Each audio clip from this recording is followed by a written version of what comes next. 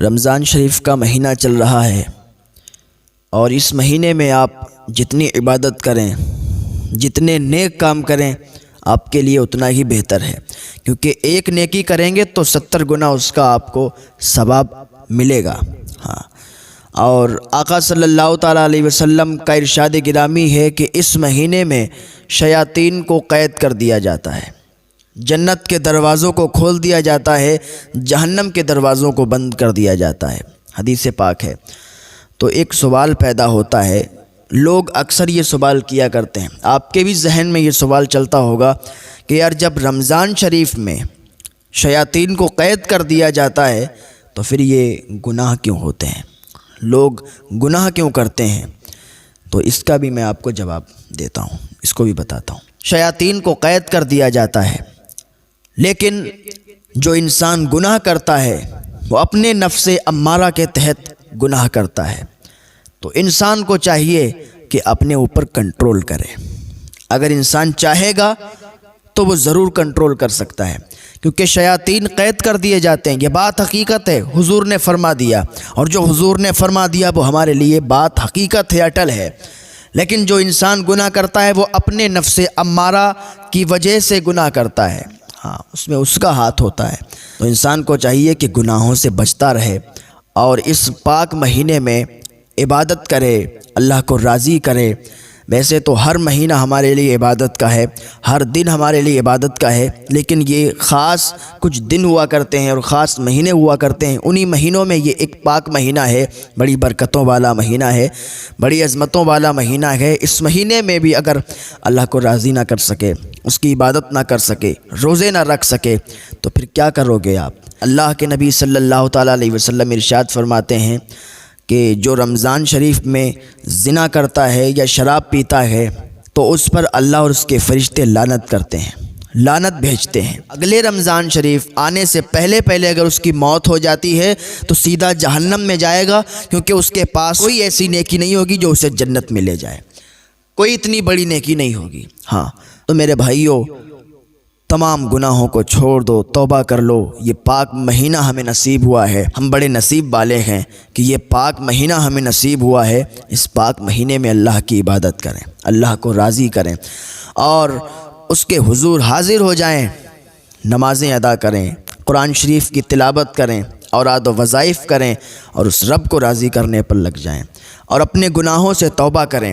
جو گناہ ہم کر چکے ہیں ان سب سے توبہ کر لیں، اور اس بات کی بھی توبہ کریں کہ یا اللہ آئندہ بھی ہم سے کوئی گناہ نہ ہو پائے۔ اللہ کی بارگاہ میں آپ توبہ کریں گے، اللہ آپ کی ایک توبہ سے آپ کو معاف فرمانے والا ہے، ایک توبہ سے آپ کو معاف فرما دے گا۔ پھر یہ پاک مہینے میں آپ توبہ کریں گے، اللہ آپ کی توبہ کو قبول فرمائے گا۔ اور اس مہینے کی بڑی برکتیں ہیں، وہ اپنے واقعہ سنا ہوگا، اپنے تو اپنے بیگانے بھی اس سے فائدہ اٹھاتے ہیں۔ ایک مجوسی تھا، اس کا بیٹا بازار میں کچھ کھا رہا تھا تو اس مجوسی نے اپنے بیٹے کو تھپڑ مارا اور کہا تو مسلمانوں کے بازار میں اس رمضان شریف کے مہینے میں کھلے عام سب کے سامنے تو کھا رہا ہے، تجھے شرم نہیں آتی؟ اس نے کہا ابا میں تو کھا رہا ہوں، آپ بھی تو رمضان شریف کے مہینے میں کھاتے ہیں۔ اس نے کہا بیٹا میں رمضان شریف کے مہینے میں کھاتا ہوں، مجوسی ضرور ہوں لیکن لوگوں کے سامنے نہیں کھاتا ہوں، میں کسی کو دکھا کے نہیں کھاتا ہوں، میں گھر کے اندر چپ کے کھا لیتا ہوں۔ رمضان شریف کا ادب و احترام میرے اندر بہت ہے، میں رمضان شریف کا بہت زیادہ ادب و احترام کرتا ہوں۔ جب اس کا وصال ہوا نا، اس کی موت ہوئی، تو کسی نے خواب میں دیکھا وہ جنت کے محلوں میں ٹہل رہا تھا، جنت کے محلوں میں ٹہل رہا تھا۔ اس نے پوچھا میاں تمہارے ساتھ یہ کیسا سلوک ہوا کہ تمہیں جنت کیسے نصیب ہو گئی؟ اس نے کہا جب میں مرا نا، اللہ رب العزت نے مجھے کلمے کی توفیق عطا فرما دی، ایمان سے سرفراز کر دیا، اور آج اسی نیکی کے جو میں نے اپنے بیٹے کو مارا تھا، جو رمضان شریف کے مہینے میں وہ کھا رہا تھا، وہ نیکی جو میں نے کی تھی، اسی نیکی کے صدقے سے اللہ رب العزت نے مجھے جنت میں اعلیٰ مقام عطا فرما دیا ہے۔ اللہ رب العزت کو کس بندے کی کیا ادا پسند آ جائے وہ میرا رب جانتا ہے، وہ بڑا جاننے والا ہے، وہ سب جانتا ہے کہ کون کیسا ہے، کس کے دل میں کیا ہے، دلوں کے حال کو جاننے والا ہے۔ اور اللہ جب چاہے جسے چاہے توبہ کی توفیق دے دے، اور جسے چاہے وہ جنت میں بھیج دے، اور جسے چاہے جہنم میں بھیج دے۔ رمضان شریف کی جہاں فضیلت ہے، رمضان شریف میں ایک نیکی کرنے کا جہاں 70 گنا ثواب ہے، وہیں اس کا پلٹ بھی ہے۔ اگر کوئی رمضان شریف میں گناہ کرتا ہے کو عذاب بھی ویسے ہی دیا جاتا ہے، عذاب بھی ویسے ہی ملتا ہے۔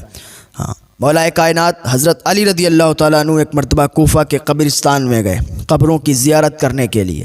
آپ نے ایک قبر دیکھا جو تازی قبر تھی، آپ نے دیکھا، اللہ رب العزت کی بارگاہ میں ہاتھ اٹھا دیا، مولا اس قبر کے حالات مجھے جاننے ہیں، یا اللہ میرے اور اس قبر کے مردے کے درمیان جو پردے ہیں اس کو ہٹا دے، میں حالات جاننا چاہتا ہوں کہ اس قبر کے مردے پر اس ٹائم کیا ہو رہا ہے۔ اللہ رب العزت نے مولا کائنات حضرت علی رضی اللہ تعالیٰ عنہ کی یہ دعا قبول کی، اور آپ کے اور اس مردے کے درمیان جو بھی حجابات تھے، جو بھی پردے تھے، ان کو ہٹا دیا گیا۔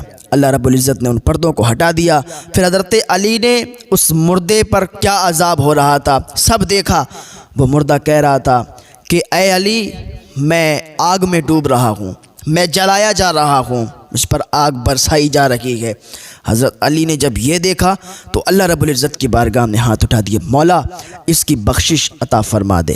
اللہ رب العزت نے ارشاد فرمایا، علی تم اس کی بخشش کے لیے دعا نہ کرو، تم اس کی بخشش کے لیے نہ کہو، کیونکہ یہ رمضان شریف میں گناہ کرتا تھا، رمضان شریف کے روزے بھی رکھتا تھا اور رمضان شریف میں گناہ بھی کرتا تھا۔ ہاں، دن میں روزہ رکھتا تھا، رات میں یہ گناہ کیا کرتا تھا۔ آج بھی ہمارے کچھ بھائی ایسے ہوتے ہیں، دن میں روزے سے ہوتے ہیں اور جب روزہ افطار کر لیتے پھر ہلڑ بازیاں کرتے گھومتے ہیں۔ ہاں، ہوٹلوں پہ چلے جاتے ہیں یا کہیں چلے جاتے ہیں، ہلڑ بازیاں کرتے گھومتے ہیں۔ یہ غلط بات ہے۔ دن میں روزہ رکھو اور رات کو شیطانوں والی حرکتیں آپ کرو، رات کو گناہ کرو، تو یہ بہت غلط بات ہے۔ اللہ رب العزت ایسے لوگوں کو معاف نہیں فرماتا ہے۔ یہ مہینہ بڑا پاکیزہ ہے، بڑا ادب کا مہینہ ہے، اس میں جتنا بھی اس مہینے کا آپ ادب کرو اتنا ہی کم ہے۔ ہاں، اس مہینے میں بس آپ اوراد و وظائف کرو، عبادت کرو، اللہ کو راضی کرو، اور زیادہ کچھ آپ کو ادھر ادھر ہلڑ بازی کرنے کی ضرورت نہیں ہے۔ ہاں، زیادہ کود پھاند کرنے کی ضرورت نہیں ہے۔ اس مہینے کا ادب کرو۔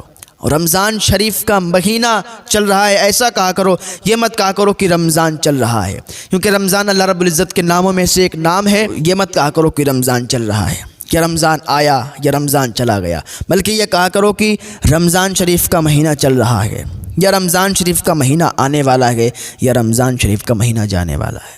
ہاں، تو یہ باتیں ہیں، کچھ یاد رکھیں، اور اللہ رب العزت کی بارگاہ میں اس پاک مہینے میں یار ہمیں مہلت ملی ہے، زیادہ سے زیادہ توبہ کریں، کیونکہ انسان کو مہلت نہیں مل پاتی ہے، اور موت کا ہچوکا بن جاتا ہے، موت آ جاتی ہے اور انسان دنیا سے چلا جاتا ہے۔ خالی ہاتھ آیا تھا اور خالی ہاتھ ہی چلا جائے گا، کوئی کچھ لے کے نہیں جاتا ہے۔ اور دوسری بات یہ ہے کہ یہ مہینہ ہے، اس مہینے میں اگر آپ کسی کو صدقہ بھی دیں گے نا، کسی غریب کی مدد بھی کریں گے، تو کئی گنا آپ کو اللہ تعالیٰ عطا فرمائے گا۔ تو اس پاک مہینے کے صدقے سے، اس پاک مہینے کی برکت سے آپ غریبوں کا بھی خیال رکھیں، اور غریبوں کو بھی دیکھیں، غریبوں کی بھی مدد کریں۔ اگر آپ کے دروازے پر کوئی آ جائے تو اس کو خالی ہاتھ مت لوٹانا، چاہے وہ مالدار آ جائے، کروڑ پتی آ جائے، آپ سے مانگے تو آپ اس کو خالی ہاتھ مت بھیجنا۔ ہاں، ہو سکتا ہے اللہ امتحان تمہارا لے رہا ہو، ہاں، تو کبھی بھی اس کو خالی ہاتھ مت بھیجنا، اس کو کچھ نہ کچھ ضرور دے دینا۔ تھوڑا بہت دینے سے مال گھٹتا نہیں ہے، مال میں کمی نہیں آ جاتی ہے، اللہ اور برکتوں کا نزول فرماتا ہے، اللہ برکتیں عطا فرماتا ہے، برکتیں حاصل کرو، اور اللہ رب العزت سے دعا کرو کہ اللہ ہمیں گناہوں سے بچنے کی توفیق عطا فرمائے۔ اللہ رب العزت کی بارگاہ میں دعا ہے، اللہ اس مقدس مہینے کے صدقے سے، ماہ رمضان شریف کے صدقے سے ہم تمام لوگوں کو فیضیاب فرمائے، اور اس مقدس مہینے کے فیوز و برکات سے ہم سب کو مالا مال فرمائے۔ اللہ رب العزت کی بارگاہ میں دعا ہے، اللہ ہمیں ہدایت کی توفیق عطا فرمائے، نیک عمل کرنے کی توفیق عطا فرمائے۔